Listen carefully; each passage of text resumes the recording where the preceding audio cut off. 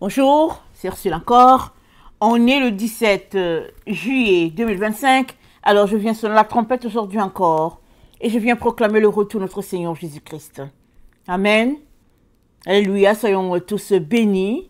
Soyons remplis, n'est-ce pas, de sa joie. Alors, la gloire de Dieu pour ceux-là qui vont décider de se sauver. Amen.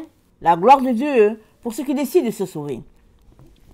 Alors, ça prend notre décision de nous sauver. Le texte que nous avons se trouve dans Zacharie 2, le verset 6. Voilà ce qui est dit. Fuyez, fuyez du pays de Septentrion, dit l'Éternel. Car je vous ai dispersés aux quatre vents des cieux, dit l'Éternel. Sauve-toi, Sion, toi qui habites chez la fille de Babylone. Car ainsi parle l'Éternel des armées, et après cela viendra la gloire. Il m'a envoyé vers les nations qui vous ont dépouillés. Car celui qui vous touche, touche la prunelle de son œil. Voici, je lève ma main contre elles. Elles seront la proie de ceux qui leur étaient asservis. Et vous saurez que l'Éternel des armées m'a envoyé. Pousse des cris d'allégresse et réjouis-toi, fille de Sion. Car voici, je viens et j'habiterai au milieu de toi, dit l'Éternel.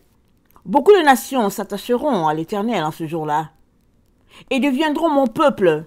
J'habiterai au milieu de toi, et tu sauras que l'Éternel des armées m'a envoyé vers toi. L'Éternel possédera Juda comme sa part, dans la terre sainte, et il choisira encore Jérusalem. Que toute chair fasse silence devant l'Éternel, car il s'est réveillé de sa demeure sainte. Amen. Alors l'Éternel dit, n'est-ce pas, à Sion de se sauver. Alors, où est Sion? Si on prend, n'est-ce pas, on fait une étude sur Sion, on va voir que Sion est rattaché, n'est-ce pas, à la cité de David. Et puis, c'est rattaché à l'histoire d'Israël, de Juda. Et parler de Sion, n'est-ce pas, nous renvoie automatiquement à Jérusalem. Et le texte que nous avons, n'est-ce pas, connecte directement au temps où nous sommes, c'est-à-dire la fin des temps.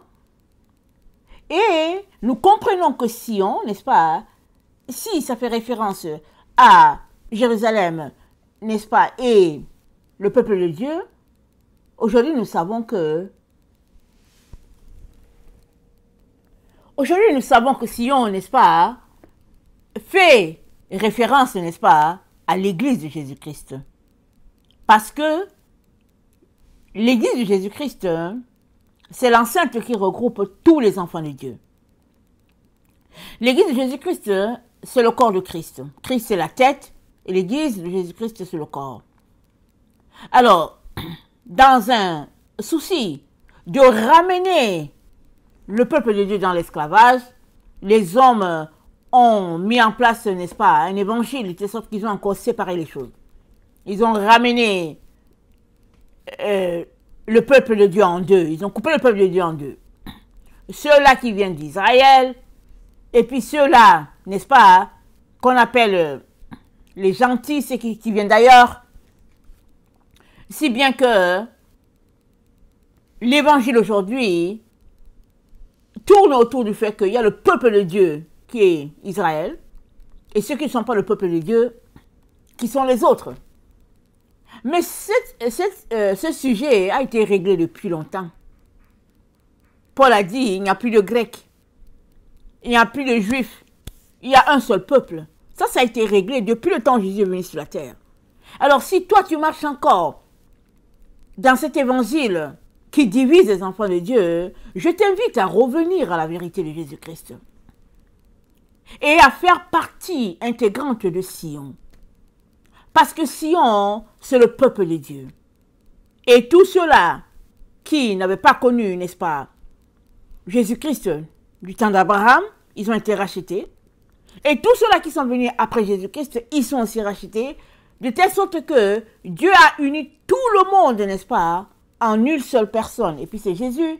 Et le tout est formé dans l'enceinte de Christ, si bien que c'est dit que la fondation a été établie par les apôtres, les prophètes, n'est-ce pas? Christ est la pierre angulaire, et puis tout l'édifice, n'est-ce pas, s'élève pour être un temple à l'honneur de l'Éternel. Donc tu fais partie de ce temple-là, tu fais partie de Sion. Faisant partie de Sion, tu es appelé à marcher selon les directives du Seigneur, parce que tu as été scellé par le Saint-Esprit, n'est-ce pas, si tu as cru. Et si tu n'as pas cru, il n'est pas trop tard de croire en Jésus. Il te suffit d'ouvrir ta bouche maintenant, de lui dire, Seigneur Jésus, je veux te donner ma vie. J'aimerais faire partie, n'est-ce pas, de ton enceinte, n'est-ce pas. J'aimerais faire partie de la maison de Dieu. Seigneur, viens, change-moi, habite en moi, Seigneur. Et donne-moi, n'est-ce pas, de marcher selon tes voies, tes directives. Amen. Si tu fais cette prière, aussi simple qu'elle paraît, tu es accepté dans la maison de Dieu. Tu es accepté dans le corps de Christ. Maintenant, hein, il te suffit de continuer de marcher, n'est-ce pas, dans ce qui vient de commencer, afin que ta sanctification, n'est-ce pas, puisse continuer, et de telle sorte que tu puisses ressembler à Jésus-Christ chaque jour davantage par le Saint-Esprit. Amen. Alors, si tu as donné ta vie à Jésus, tu fais partie de Sion. Et Dieu dit à Sion, à ce peuple-là, de sortir de Babylone. Mais où est Babylone? Babylone, c'est toute la terre, n'est-ce pas? Babylone avait commencé par le roi Nebuchadnezzar, à qui Dieu avait remis, n'est-ce pas, la gouvernance de Juda, parce que Juda n'écoutait pas.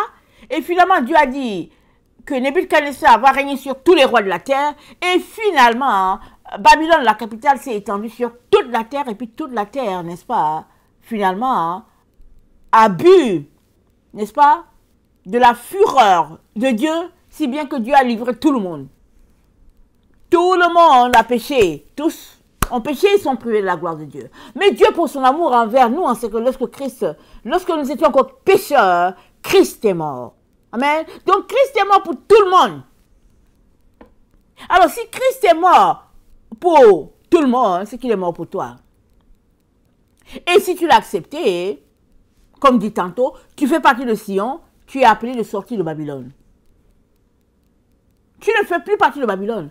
Même si tu n'origines pas, n'est-ce pas, de la cité d'Abraham, c'est pas plus grave. Christ est celui-là qui unit tous les peuples. Soit tu es avec Christ, soit tu n'es pas avec lui. Amen. Voilà le dessein extraordinaire de Dieu. D'unir toute l'humanité en une seule personne, la personne de Jésus-Christ. Et si tu fais partie de Jésus, tu ne peux pas aussi faire partie de Babylone. C'est soit tu es avec Jésus, soit tu es avec Babylone. Et comme nous sommes recommandés de sortir de Babylone, Dieu est en train de nous dire de sortir de la manière de penser de Babylone, la manière de faire de Babylone. C'est-à-dire tout ce qui se passe dans notre monde aujourd'hui tel que nous le connaissons. Tout ce qui se passe dans le monde, si c'est ça que tu aimes, tu viens de te placer en inimitié contre Dieu. Parce que tu ne peux pas aimer les choses de Dieu et puis aimer les choses de ce monde. Alors Dieu nous demande, n'est-ce pas, de sortir de la manière de penser de ce monde à tous les niveaux. Souvent on choisit, on se dit, ok, ça c'est pas compliqué, je veux obéir à Dieu ici. Ici c'est trop compliqué, je ne veux pas m'en sortir. Et finalement on se dit, mais on ne peut pas sortir du monde. Alors comment on va faire pour justifier pourquoi on est encore dans le péché? Mais Dieu, n'est-ce pas, nous dit que c'est possible de tourner le dos au monde. Quoique tu vis dans le monde, c'est possible que tu ne pratiques pas les œuvres du monde. Le Saint-Esprit a été donné, n'est-ce pas, pour t'aider à te dissocier de tout ce qui se passe dans le monde, n'est-ce pas, afin que la gloire de Dieu puisse se refléter sur toute la terre. Alors, dans 2 Timothée 4, au verset 3, c'est dit, car il viendra un temps où les hommes ne supporteront pas la saine doctrine. Mais ils auront la démangeaison d'entendre des choses agréables. Ils se donneront une foule de docteurs, selon leurs propres désirs. Détourneront l'oreille de la vérité, se tourneront vers des fables, mais toi sois sobre en toutes choses, supporte la souffrance. Fais l'œuvre d'un évangéliste, remplis bien ton ministère. Donc il viendra un temps où les gens, n'est-ce pas, vont forcer les Écritures de telle sorte que ce qui avait été enseigné par les apôtres ne soit plus. Et que les enfants de Dieu puissent se retrouver dans une sorte de syncrétisme. Et c'est ça qui se passe, n'est-ce pas? Où on est chrétien, on est des évangéliques, on est toutes dénominations confondues, mais il y a des choses qu'on fait dans notre dénomination qui plaît à Dieu. Il y a d'autres choses qu'on fait qui ne plaît pas à Dieu, mais on se dit, c'est pas grave, Jésus nous a sauvés, et que bon, c'est pas grave. Ce que Jésus-Christ nous demande, c'est de ne pas marcher dans la religion, mais de laisser le Saint-Esprit nous conduire. Et le Saint-Esprit va nous aider, n'est-ce pas, à sortir de toutes ces choses-là qui n'honorent pas Dieu. C'est-à-dire à sortir de Babylone. Parce que Babylone a infecté l'Église aujourd'hui. Babylone est carrément dans l'Église. Tu n'as pas besoin d'aller quelque part à Babylone. Tu n'as pas besoin d'aller dans un endroit du monde pour chercher le monde. Le monde est dans l'Église. C'est dedans. Même des églises, quand tu arrives, il est 10 h du matin, le soleil est plein là-bas dehors, mais quand tu entres, c'est sombre dans l'église. Et puis les lumières sont bleues, verts, rouges, et puis tu as l'impression que tu es dans un bar. Et les gens sont en train de louer le Seigneur, mais tout est noir. Mais notre Dieu, c'est le Dieu de la lumière. Comment se fait-il que tu peux entrer quelque part et puis c'est noir? Mais tu es quand même dedans, tu te dis que oui, on loue le Seigneur, on aime ça, l'obscurité. Mais tellement les valeurs du monde, n'est-ce pas, ont frayé leur chemin dans la maison de Dieu. Et les enfants de Dieu ont accepté ça. Mais aujourd'hui, Dieu te dit, sors de là. Va parler à tes leaders pour leur dire, sortons de là. Prêche la vérité. Et si les leaders ne veulent pas, continue, n'est-ce pas, de parler, n'est-ce pas? Et de parler aussi au Seigneur. Demande-lui qu'est-ce qu'il faudrait faire maintenant. Sois à l'écoute de Dieu. Et Dieu te dirigera. Mais s'il te dit, va voir les leaders, vas-y voir. Parce qu'il y a une parole sur la bouche de Dieu, Dieu envoie, n'est-ce pas, le feu qui va avec. Le respect, le calme. C'est-à-dire, Dieu se présente, n'est-ce pas? Il vient à ses enfants pour leur dire, sortez de là. Alors, si tu es son envoyé, vas-y, de telle sorte que les gens puissent voir Dieu. La simplicité. Prêche la vérité. Sois, n'est-ce pas, le Noé de ton temps, à l'endroit où tu te trouves, à l'endroit où tu adores le Seigneur. Sois ce Noé-là. Prêche la vérité. Ils vont te détester et tout, pas grave. Jésus-Christ a été détesté plus que tout le monde. Il a été malmené, maltraité à tous les niveaux.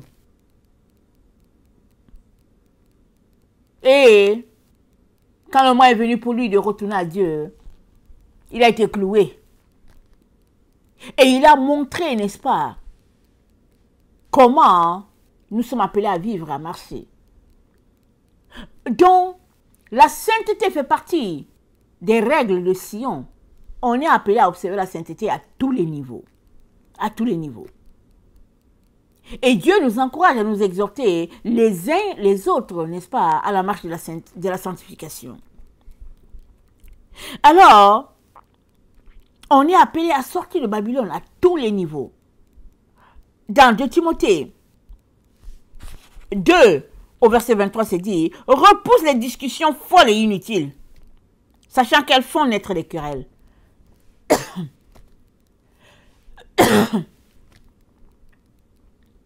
Excusez-moi. Repousse les discussions folles et inutiles. Combien de fois les enfants de Dieu aiment discuter? Ok. Combien de fois les êtres humains aiment discuter? Ils apportent des sujets futiles. Vous êtes là ensemble. Vous parlez de Jésus 2 minutes. Pendant 4 heures, vous parlez de sujets inutiles. Futiles. Personne dedans n'est capable de dire sortons de là, parlons de Jésus. Non. C'est de ça que l'apôtre Paul parle ici. Il dit, repousse les discussions folles et inutiles. Ça ne sert à rien. Ça vous enlise. Ça fait tout simplement que, au lieu de parler de Dieu, vous parlez de l'ennemi. Il est content. Voilà, quand Dieu dit, sors de Babylone, c'est de sortir de ces choses-là. Ce type de discussion-là, il dit, sors de là. C'est vrai qu'on va dans les écoles, on nous apprend à argumenter, à faire des dissertations, et puis à donner son point de vue et tout. Mais avant d'ouvrir la bouche, assure-toi que Dieu veut que tu parles. Sinon, c'est mieux pour toi de fermer ta bouche. De ne pas participer aux œuvres infructueuses des ténèbres. C'est de ça que le Seigneur parle quand il dit « Fille de Sion, sors de Babylone. Fuis. Ramasse tes jambes à ton cou et puis fuis. » Alors, pour toi, ça peut être que Dieu te dit « Quitte l'endroit où tu es. Va à tel endroit. » Mais peu importe l'endroit où tu vas aller sur cette terre, tu vas aller trouver Babylone là-bas. Il n'y a pas un endroit sur cette terre où Babylone n'est pas. Babylone est partout sur la terre. Si bien que quand Dieu te dit de fuir Babylone, il est en train de te dire, sors des œuvres des ténèbres. Sors des pratiques des nations. Sors des langages futiles, barbares, des pensées qui n'honorent pas Dieu. Il te dit, sors de là. Tu n'auras plus d'amis, c'est pas grave. C'est pas eux qui t'ont sauvé. Ils t'ont pas sauvé. Alors, qu'est-ce que tu veux faire avec eux? Ils vont te rejeter, pas grave. Parce que c'est toi encore qui vas les sauver. Alors, si tu veux rester avec eux parce que tu ne veux pas être rejeté, ça veut dire quoi? Ça veut dire que tous vous allez aller dans le gouffre?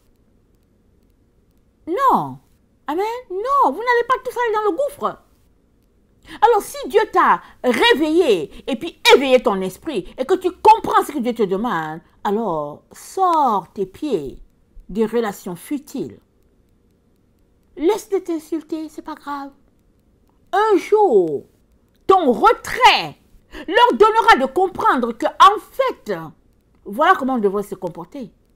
Et tu auras gagné une âme, 2, 3, 4 pour la gloire de Dieu. Et toi, tu te seras sanctifié, tu auras mieux compris, n'est-ce pas? Et tu auras acquis la compassion pour ceux-là, n'est-ce pas, que tu aimes tant, mais qui ne comprennent pas encore ce que Dieu est en train de faire. Alors Dieu dit, après être sorti de Babylone, c'est là que viendra la gloire. Pas avant. Pas avant. Alors, dans Éphésiens 4, au verset 17, alors notre Dieu nous dit, Éphésiens 4, le verset 17, il dit, voici donc ce que je dis, et ce que je déclare dans le Seigneur, c'est que vous ne devez plus marcher comme les païens qui marchent selon la vanité de leurs pensées. Il dit, vous ne devez plus marcher comme les païens. Mais on était païens. Donc, on marchait comme ça. Amen. On marchait comme ça. Alors, notre foi nous dit, vous ne devez plus marcher comme vous marchiez avant. C'était, n'est-ce pas, une époque où notre intelligence était obscurcie. C'était une vie, n'est-ce pas, qui opposait Dieu. C'était une vie d'ignorance, de ténèbres. C'était une vie portée vers les choses impures. C'était une vie, n'est-ce pas, de souillure et de dépravation. Tout ça, c'est dans le même package. Et Dieu nous dit maintenant que nous allons notre vie à Jésus et il nous dit de sortir de là. De nous dépouiller de ces choses-là que nous faisions avant ou bien nous pratiquions avant. Et souvent, même, on pratiquait des choses en disant que non, mais c'est ma culture. Vous savez, il y a des peuples qui valorisent beaucoup leur culture. Et ils ignorent que la culture, par excellence, oppose Dieu. La culture, n'est-ce pas, d'un peuple, n'est-ce pas, c'est des enseignements, des rites, des valeurs, n'est-ce pas, juste connues par ce clan-là, que les autres ne connaissent pas, mais c'était des valeurs pour se protéger. Et qui étaient ennemis. L'autre peuple était ennemi. Mais aujourd'hui que tu es au Seigneur, tu n'as plus besoin d'observer les pratiques culturelles de chez toi. Parce que si tu le fais, tu es tout simplement en train de retourner dans ces pratiques ancestraux. Et si bien que, dans ces pratiques ancestrales, si bien que finalement, tu n'es pas avec Jésus, mais tu es avec les choses des ancêtres. Tu as besoin de sortir de là. Demander à Dieu de t'aider. Parce que tu ne peux pas en même temps dire que tu es uni à Christ, Christ qui prône l'amour les uns envers les autres, et en même temps dire que tu es uni à ton peuple qui prône la séparation d'avec les autres peuples. Vous voyez, ça ne marche pas. À un moment donné, il faudrait choisir. Et c'est de choisir Christ. Et quand on choisit Christ, n'est-ce pas, on laisse les autres choses.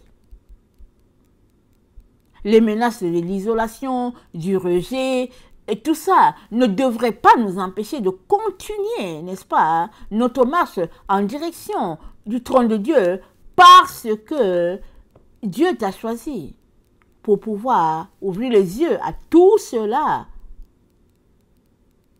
dont tu es en train de t'éloigner, à tout cela de qui tu es en train de t'éloigner. Dieu t'a choisi.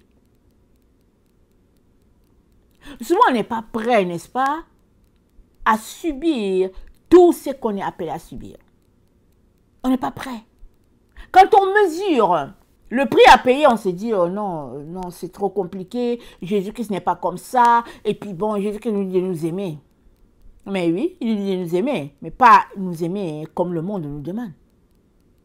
Il nous dit de nous aimer et de nous sanctifier. Alors si tu aimes sans la sanctification, il y a quelque chose qui ne marche pas. Tu dois aimer et la sainteté doit être appliquée à toutes circonstances. Amen. Alors, on est appelé à être renouvelé dans l'esprit de notre intelligence, à revêtir l'homme nouveau. L'homme nouveau, il est créé comment? Il est créé parce que nous donnons notre vie à Jésus. Nous débarrassons les œuvres des ténèbres, nous revêtons Christ, alors nous sommes une nouvelle personne. Et c'est chaque jour que nous choisissons, n'est-ce pas, de travailler à cet homme nouveau-là.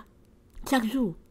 Nous choisissons de laisser les œuvres des ténèbres, embrassant les œuvres de lumière, et puis l'homme nouveau grandit, mûrit, jusqu'à ressembler à Christ. Amen. Et Dieu nous dit donc que si nous quittons Babylone, c'est là que viendra la gloire. Amen. Si nous quittons Babylone, la gloire sera là. Et puis, dans Philippiens 4, au verset 9, voilà ce que notre Dieu nous dit, Philippiens 4, le verset 9, excusez-moi.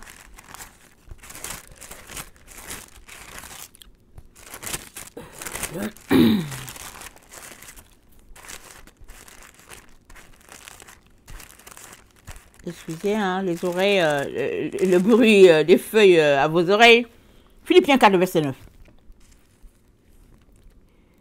Ce que vous avez appris, reçu, entendu de moi, hein, ce que vous avez vu en moi, pratiquez-le.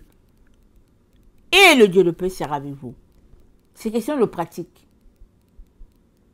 C'est facile de lire la parole de Dieu. C'est facile de lire pour dire, ok, j'ai lu le passage qui était recommandé aujourd'hui. C'est Philippiens 4, le verset 9, je l'ai lu. D'accord? Mais quel jour tu vas le mettre en pratique? Parce qu'avec Dieu, il s'agit de la pratique. La pratique, c'est quoi?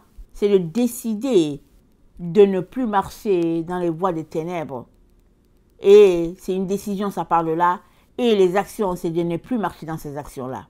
Ne plus les pratiquer. Alors, viendra la gloire. C'est quoi la gloire? C'est la présence de Dieu sur la terre.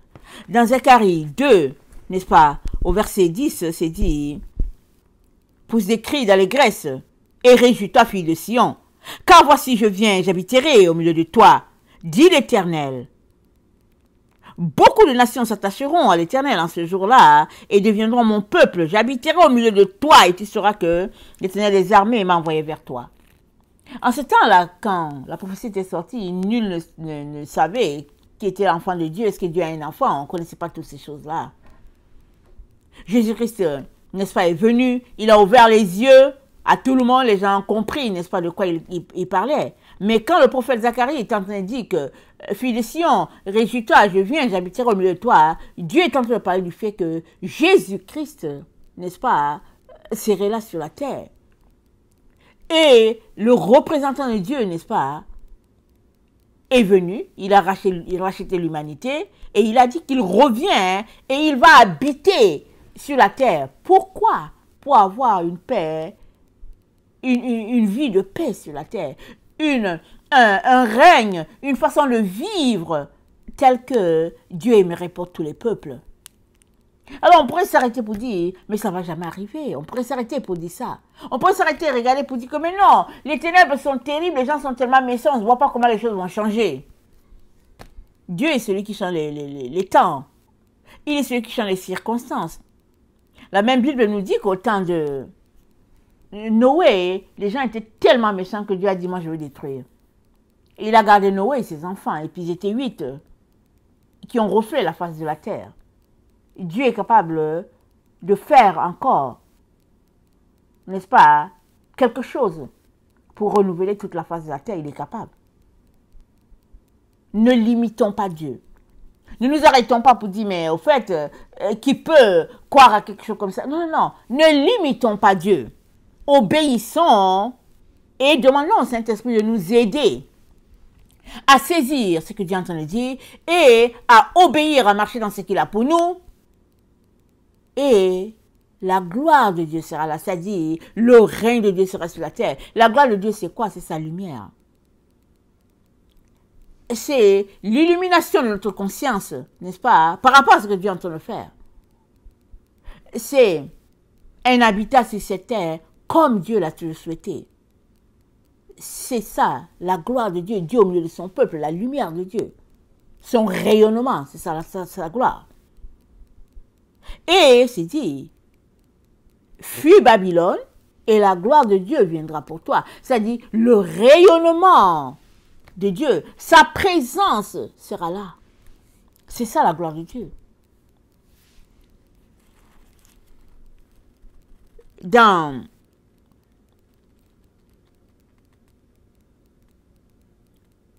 attendez.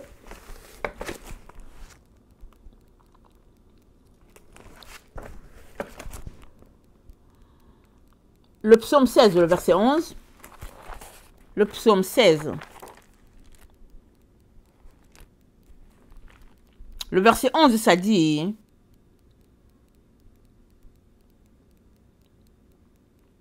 tu me feras connaître le sentier de la vie.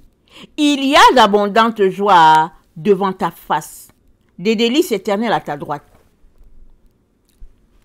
Où se trouve David? Il se trouve dans la présence de Dieu. Quand il dit ces psaumes-là, il est dans la présence de Dieu. Il est en train de le louer, il est en train de l'adorer. Alors il dit, n'est-ce pas, la gloire de Dieu, c'est la présence de Dieu.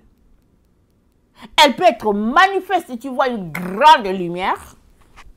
Tu peux entendre un son terrible, comme les apôtres ont entendu à la Pentecôte. Mais elle peut aussi être une gloire de Dieu, n'est-ce pas, où tu n'entends rien et la présence de Dieu est là. Elle peut aussi être que tu n'entends rien, tu ne sens rien, mais Dieu est toujours là. C'est ça la gloire de Dieu. Quand il veut que tu expérimentes quelque chose, il te le fait sentir. Ne limitons pas Dieu. Ce que Dieu nous demande, c'est de nous séparer de toutes ces choses-là qui n'honorent pas Dieu, n'est-ce pas? De laisser les voies, n'est-ce pas, des nations, embrassant la voix de Dieu et révélant cette voix tout autour de nous. C'est ça, révéler la gloire de Dieu. Tu es l'ambassadeur de Christ sur la terre, peu importe l'endroit où tu te trouves, tu es son ambassadeur. Là où tu te trouves, là, tu es son ambassadeur. Les gens te regardent. Tu reflètes Christ ou bien tu ne reflètes pas. Et Dieu aimerait que tu puisses le refléter à tout bout de champ. Voilà pourquoi il te demande de quitter Babylone. Parce que tu ne peux pas représenter et Babylone et Dieu. C'est l'un ou l'autre. Et Dieu te dit de représenter, n'est-ce pas, ton royaume, qui est le royaume de Dieu.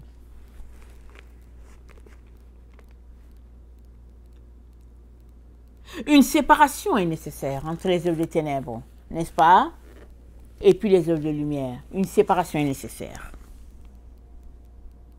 Il est important, n'est-ce pas, que tu te l'avoues à toi-même et que tu décides de changer les choses. Parce que la décision vient de toi de fuir Babylone. Dieu t'a fait une recommandation, il a dit fuis Babylone. Mais si tu ne veux pas, il ne va pas te forcer. Mais si tu fuyais Babylone, alors il te dit que la gloire viendrait. Pourquoi? Parce que l'amour de Babylone t'empêche de voir la gloire de Dieu. T'empêche de vivre dans la gloire de Dieu. T'empêche, n'est-ce pas, de bénéficier de sa présence, d'apprécier, de jouir de sa présence. Ton amour pour Babylone t'empêche de réaliser, n'est-ce pas, la grandeur de ton Dieu et tout ce qu'il en réserve pour toi. Mais si tu tournais les doigts à ces choses-là, à ces mondanités, alors tu verrais Dieu dans toute sa gloire, dans toute sa beauté.